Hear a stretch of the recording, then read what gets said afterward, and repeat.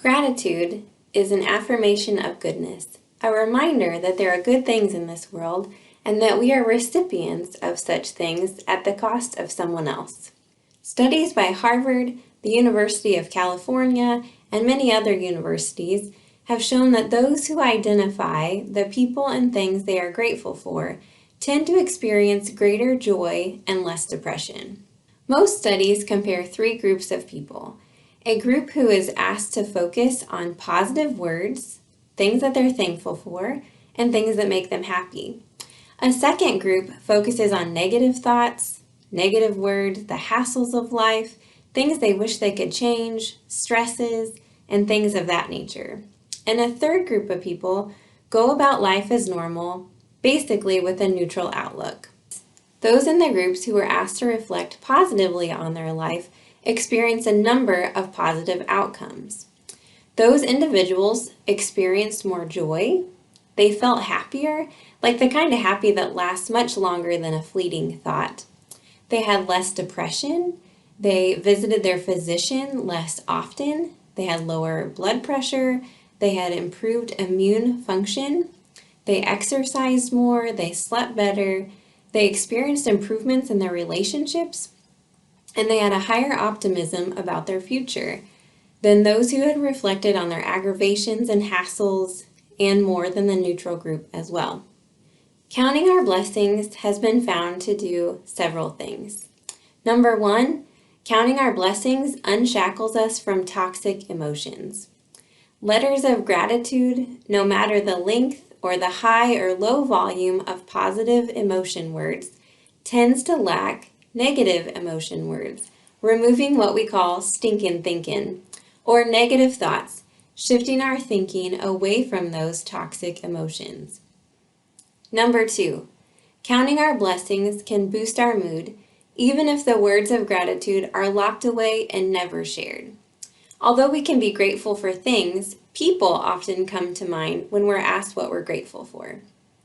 Maybe we immediately think of our mother, our spouse, our grandfather, a child or our children, a friend, mentor, or even a neighbor. Actually acting on the gratitude and sharing a letter, card, meaningful text message, email, among other things, involves some vulnerability and transparency.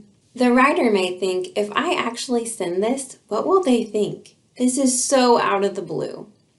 The recipient may wonder, what's up? Are you dying or something? I challenge you to let gratitude become a thing that defines you. If it is so out of the blue that people question if you're dying, I encourage you just to share with them that you're trying to make gratitude your new normal. Number three, counting our blessings takes time. You may not experience the benefits right away. It takes effort.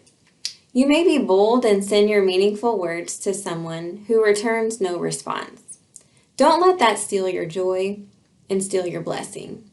Be grateful and expect nothing in return. After all, you are expressing gratitude for you and simply sharing the blessing. It's sort of like the pay it forward mentality. Earlier, I said gratitude is an affirmation of goodness, a reminder that there is good in the world and that we have been a recipient of that good at the cost of someone else. And I just mentioned paying it forward. Whether you are the recipient of a gift for a special occasion or maybe even out of the blue, if you request input from a colleague, if you have free time at home because someone else is handling a chore that you often handle, it will cost someone something. Often it costs the giver their time, energy, talent, brain power, funds, or goods. Sending a note of gratitude or making that special call is recognizing what it costs the giver to meet your needs or desires. It's all about honor and recognition. Honor those who have honored you. So let's get started with practical application. Gratitude involves three things: paying attention and being mindful. Maybe that's recognizing who has been kind to you or offered courtesy. Maybe it's writing in a journal or a letter, putting your experiences into context. And then lastly, it's expression. expressing to others how you actually feel about what they've done for you, because again, there is a cost. I work for a volunteer-based organization, so it is important for me to make sure that I express gratitude not only in my personal life, but also in my work life. I keep what I call a sunshine basket on hand. I have one at home and I have one at my office. My sunshine basket is equipped with cards, some purchased from stores and some that I've made on my own. In my basket, I have lots of fun paper. I have a pair of scissors, postage stamps, rubber stamps, return address labels, envelopes, and stickers that I can place on the outside of those envelopes. When I notice someone who has gone above and beyond, or if someone has done something that tremendously cut down on my workload, I try my best to share some gratitude. When I take a break from the busyness of the job to just look around and notice the people that are offering their helping hands, those are the moments that I recognize the need to be grateful, the need to share that expression of gratitude with others. When I take time to send those expressions of gratitude, I too experience the greater joy that many of the research study participants experienced. There's this warm feeling inside that is just contagious. And so many times when I send a note to others, I often receive an email or a text message back saying, "Thanks for expressing thanks." Maybe you'll find that this works for you too. I know that I've mentioned writing quite a bit, and sending a card or sending a note.